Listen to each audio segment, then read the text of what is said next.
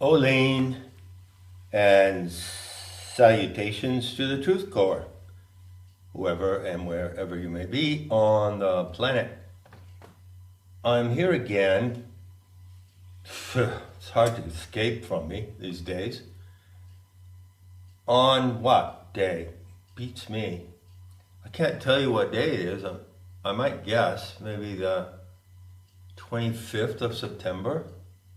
I know that the moon will be at its apogee at 9:41 this evening, Universal Time, meaning the moon at that moment will be at the point in its orbit most distance from the Earth.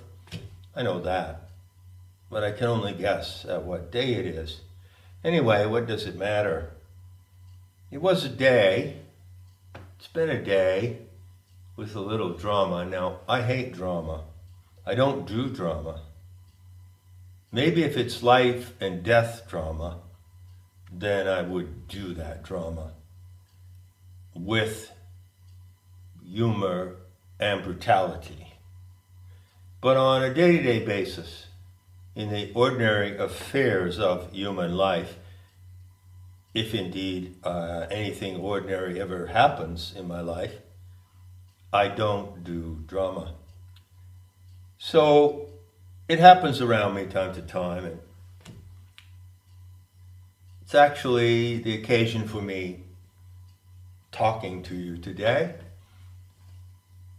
You know, it does benefit me from time to time to merely, not just.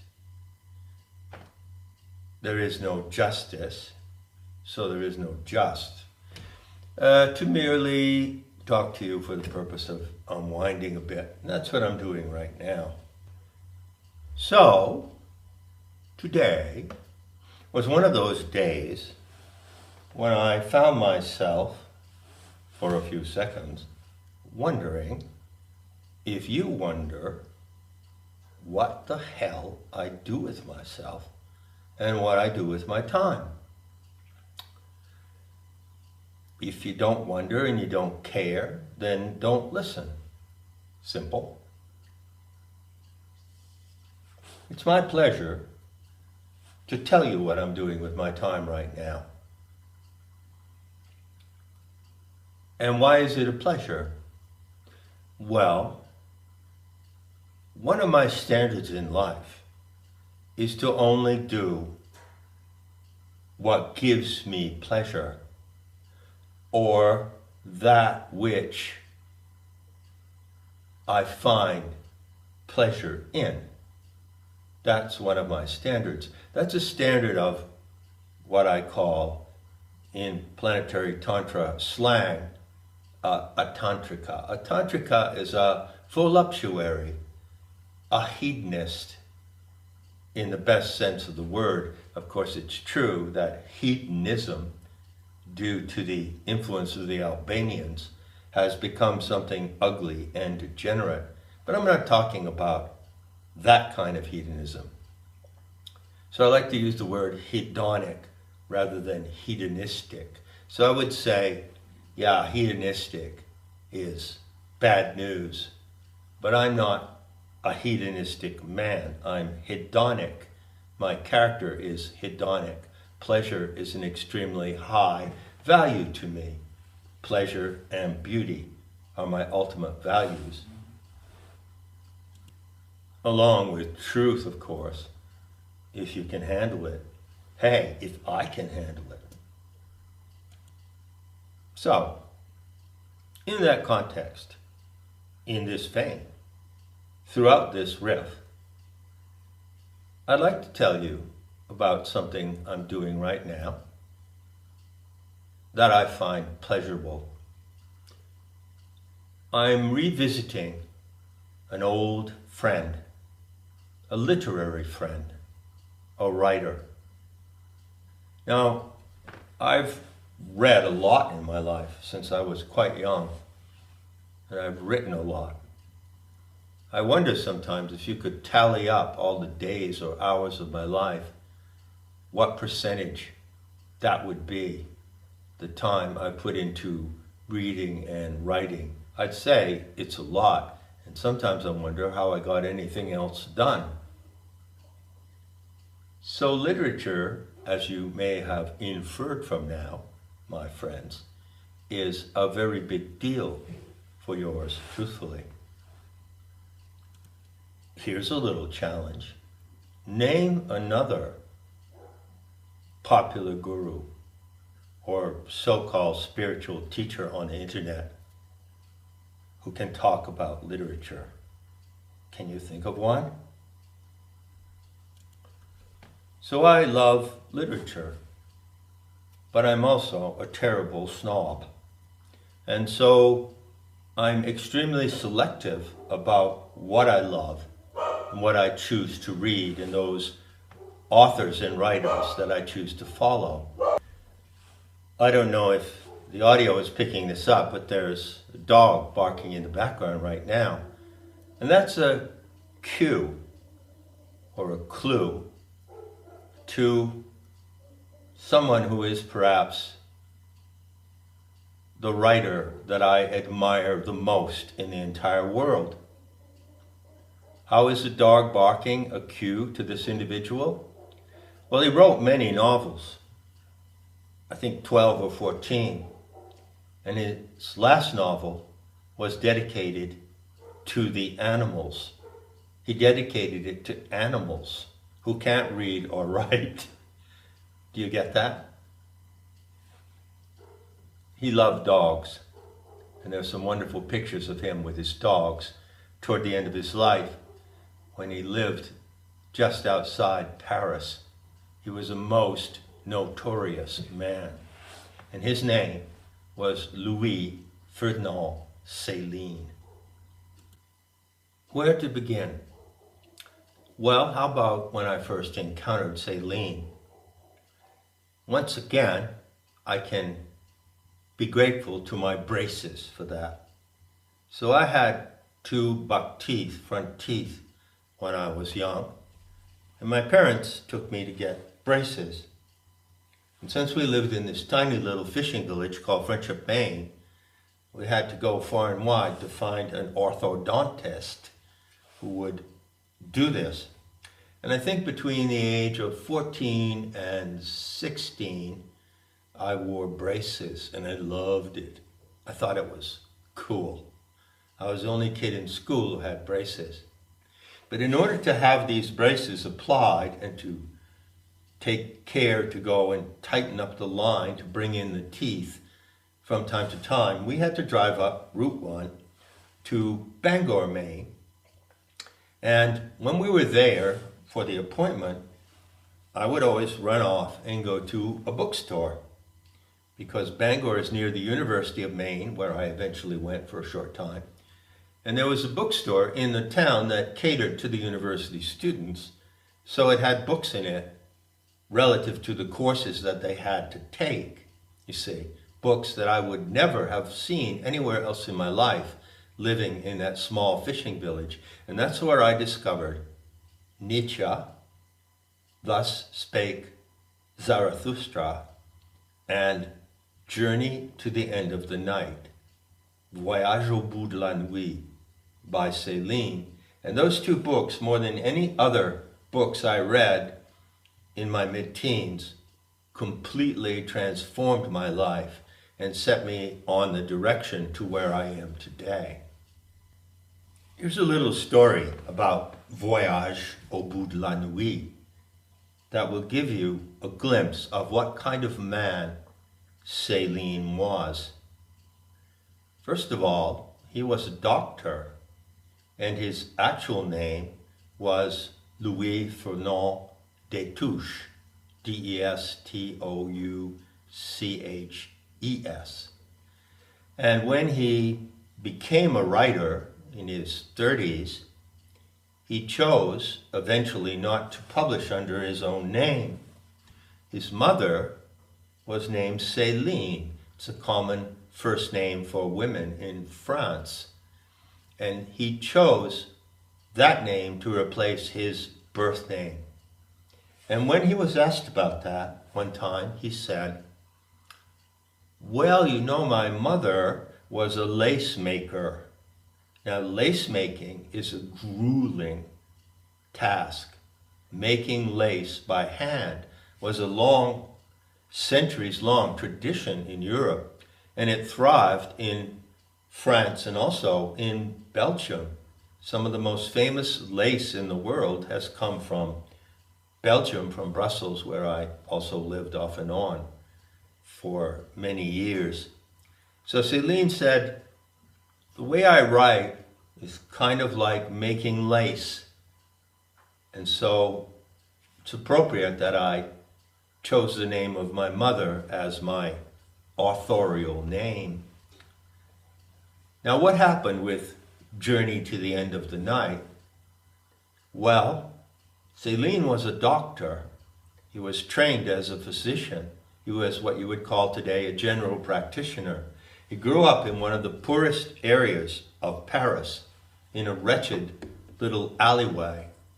And all of his life, he was close to poor people, really poor people, the lowest of the low. And during his career as a general practitioner, which went in parallel with his writing career, he often helped poor people, and he never charged them for what he did. So Céline was not known at all. He was a doctor, but he began to write, and the first novel he wrote was Journey to the End of the Night. It's a long novel, and it's in classical 19th century novelistic form. There's a great tradition among the French, Zola, Stendhal, many others, who wrote these novels, which were descriptive novels in a traditional genre. That is to say, they weren't modernist novels. They were based on the 19th century model that was established by Stendhal and other people, Flaubert and so forth. So he wrote this straightforward novel, which was semi-biographical. And when he finished it, he typed it all out, and he got a piece of paper and he wrapped it up in a brown piece of paper and tied it with a string and took it to the office of some publisher and just left it in front of the door. And there was no name on the novel, neither his natural born name nor his assumed name. So the publisher, I forget who it was, read this book and they were completely blown away. They saw immediately that it was a product of enormous talent and literary genius of the highest level. And they didn't know what to do. But fortunately, the piece of brown paper in which he wrapped the novel was from a laundry. And apparently at that time, if you went to a laundry and you got shirts or trousers or something, they would give them to you and they'd wrap them up in something like brown wax paper. And it had the mark of the laundry on it. So they went to the laundry, and in that way they eventually found out who the author was. Those are two small stories in the life of Céline that might give you some idea of what kind of man he was. Céline was born in 1894, and he died in July 1961. Journey to the End of the Night, in French, came out in 1932. So he was 38 years old when this novel was written, which established him as what they call a literary giant, not only in the world of French language literature, but internationally. He's right at the top with the highest, most celebrated writers of the 20th century. So that book launched his career, and what a career it was. But by the way, it's important to mention that it was not the first thing that he wrote, it was the first novel. In order to complete his training and become a general practitioner, he had to write a dissertation. And so when he was, I think, 28, he wrote this dissertation on the life and work of Ignaz Semmelweis. And he was a Swiss doctor who was known, among other things, for his discovery of the cause of puerperal fever, which is something that afflicts women either during pregnancy or after birth. And so Semmelweis was admired by Céline, and he wrote a dissertation on him in order to have his qualification as a doctor. But of course, that was not a novel. So what happened next? What happened next? Yeah, well, Journey to the End of the Night came out in 1932. And anybody who knows anything about the history of the 20th century, who knows who that might be, given the condition of the world today, or even if you haven't read history, well, you know that something happened in the 1930s, leading to something that happened in the 1940s. The rise of a certain regime in Europe, you could say. And of course, you cannot mention that event unless you speak of it with disgust and condemnation, right? But that event did happen, and the timing between Céline's career and the trajectory of that event is extremely close. In fact, his life and that event are intimately intertwined.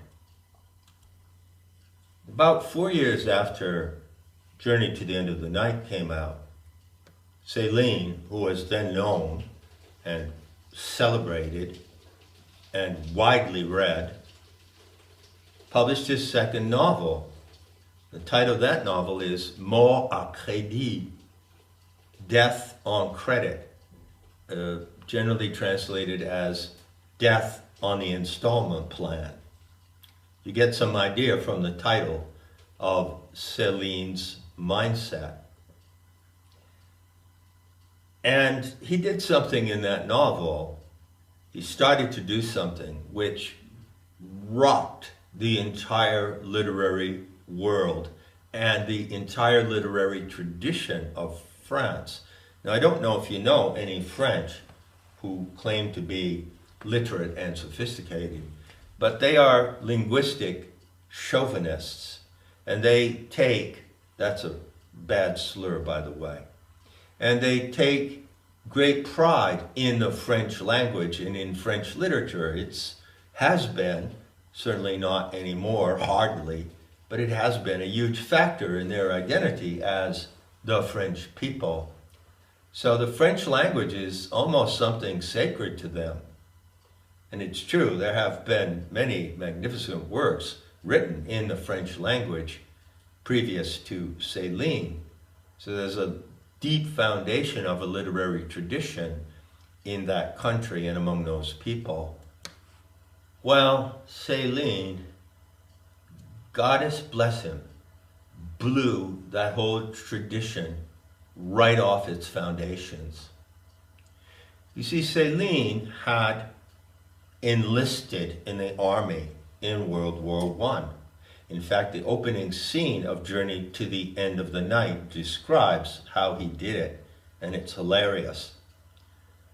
There's a lot of humor in Céline. Some people would say it's dark humor or gallows humor. But it does make you laugh. And in the First World War, in which he fought, as had been the case with the leader of the regime that came to power in Germany in the 30s, same war. He was wounded, shell-shocked, hit in the head by shrapnel, and he had to have a small metal plate installed in his skull, which he had all of his life. And biographers, I've read about 3 biographies of Céline, 4 maybe, biographers speculate that Céline's head was not like an ordinary head. Not only was he a genius, but he was a wounded genius. And it's possible that, like Nietzsche, who suffered from terrible headaches, migraines, Céline also had something similar going. He never complained about it, but certainly his cranium and what was inside it were in a delicate condition. You know, Céline never drank alcohol throughout his entire life. And the only 2 things that Céline really loved, apart from his mission to be a writer, were dogs and dancers. Excuse me, not just dogs, all animals. But particularly at the end of his life, his closest companion were dogs. And as I said, he dedicated his last novel, Rigaudon, to dogs, to the animals, not to people. He also loved cats. I'll get to that in a moment about his cat. So anyway, that's what he loved. He continued to look after people as a physician. He continued to write. And the pleasures of his life were animals and dancers. So he dedicated Journey to the End of the Night to an American dancer he met, Elizabeth Craig. And he met her when he traveled to the United States. And for the latter part of his life, I'd say the last 30 years, his closest companion was a dancer, Lucette. Lucette Almansour.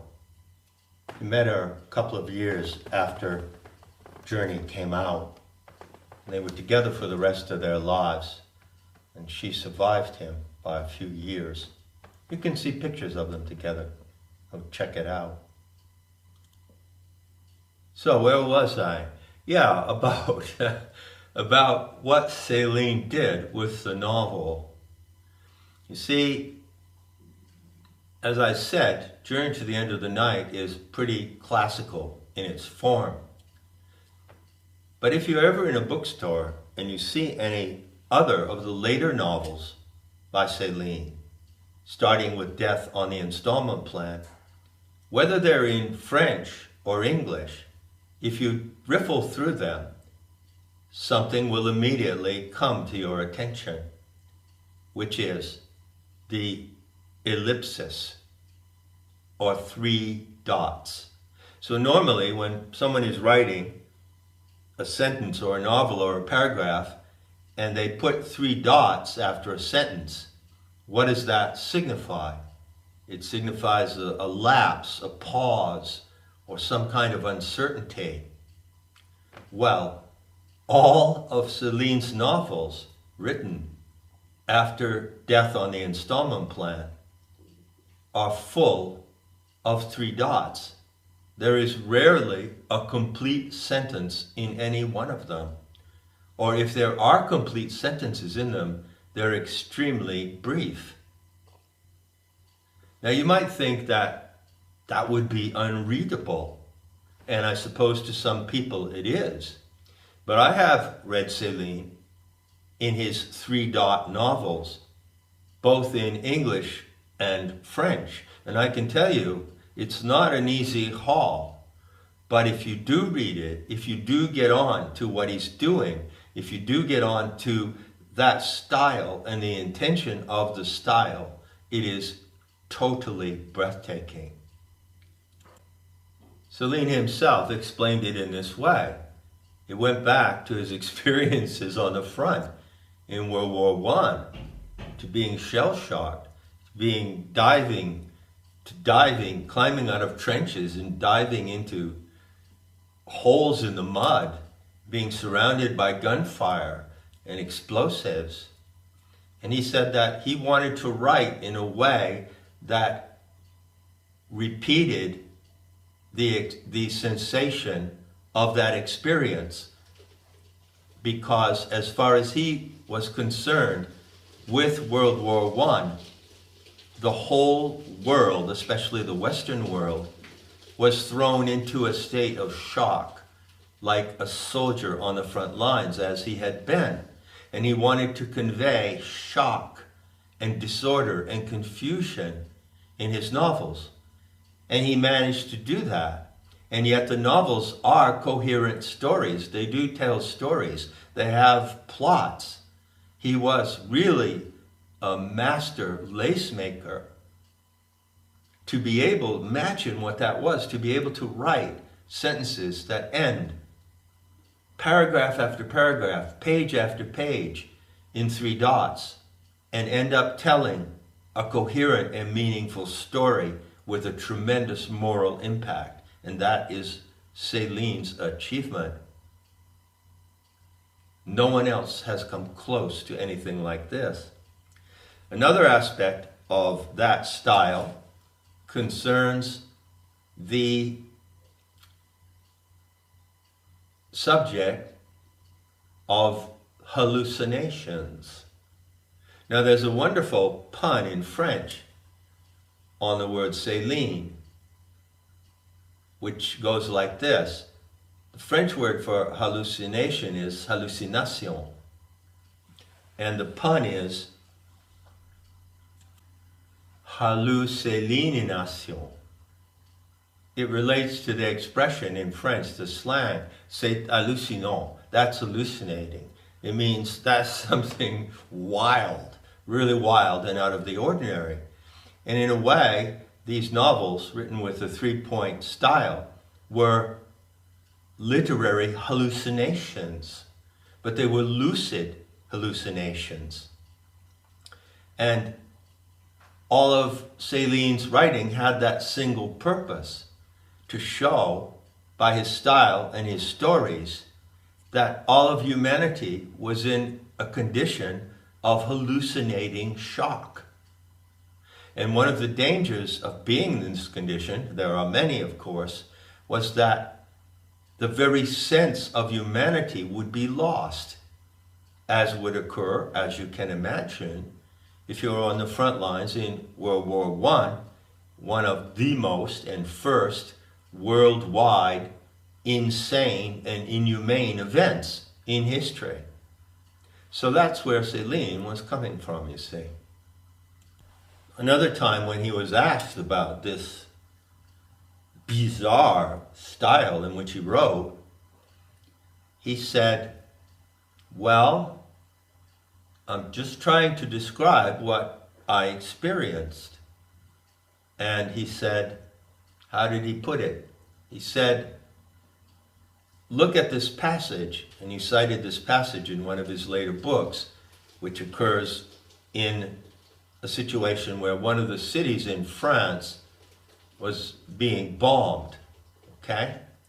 And he said, imagine what happens to the furniture. And he had seen this firsthand. He described sitting in an apartment on the terrace and looking out at the other houses around in the square when the bombs hit them and all the furniture came flying out. And he said, imagine a chest of drawers, right? Projected out of a house by a bomb, spinning in the air, and the drawers are being thrown open by the spin, and all of the clothes are coming out. That's how I write. I could talk about Céline for days. I truly love Céline. But not to go on too long, with my rant, I'll bring it around to the really, really controversial part of the story. So during the 1930s, when certain things of world-shaping significance were unfolding in Europe, Céline wrote a series of books which have become notorious in French literature and indeed worldwide. Between 36 and 38, he wrote 3 books. First one was called Mea Culpa, which means My Fault. Second one was called Bagatelle pour un massacre, which means trifles for a massacre. And trifle means, of course, a little tidbit that you eat, like little cakes or little desserts.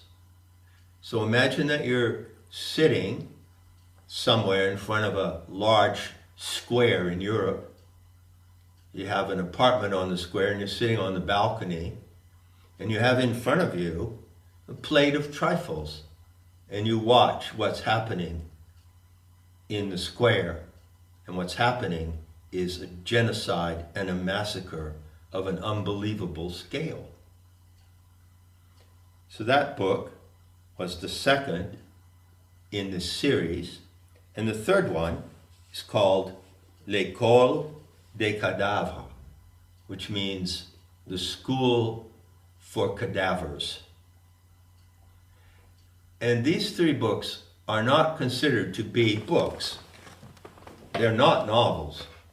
They're more, you could say, they're diatribes. They're eruptions of tremendous rage.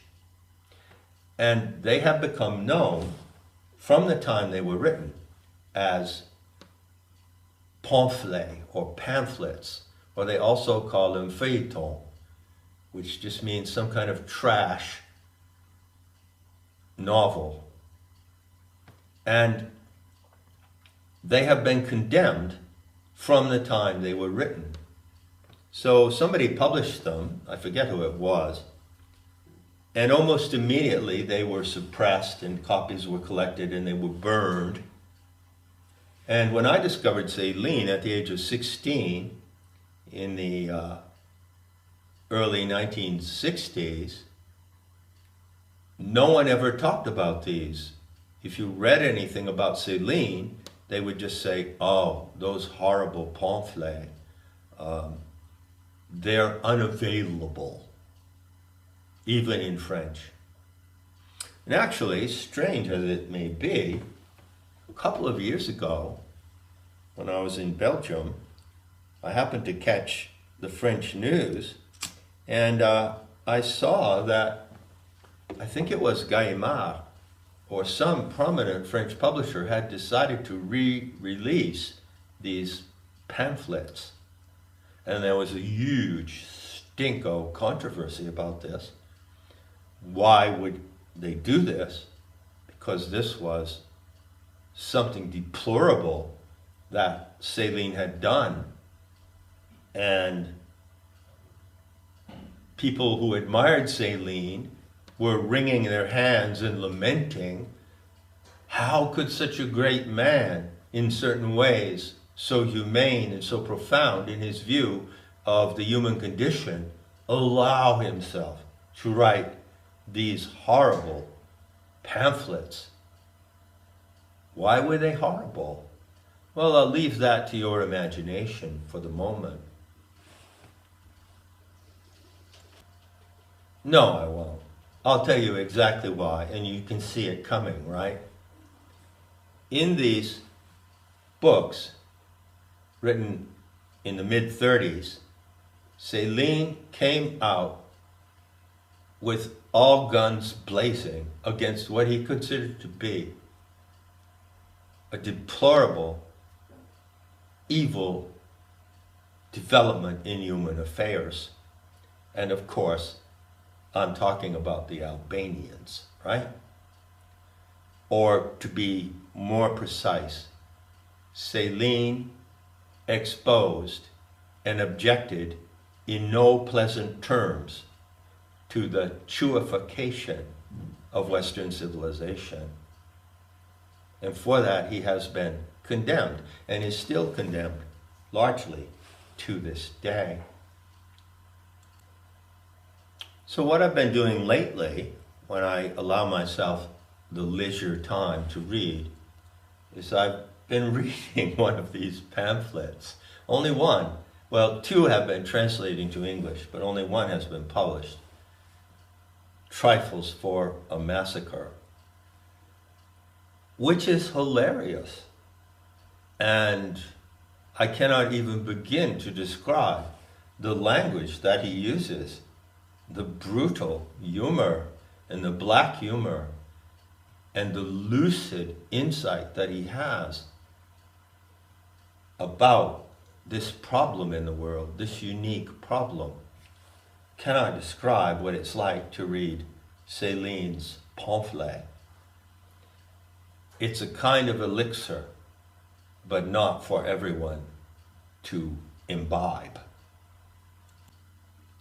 Some years ago, when I was doing the Gaian navigation experiment between 2011 and 2014, I came across a quote by Céline. I can't quote it directly. I think it was from an interview.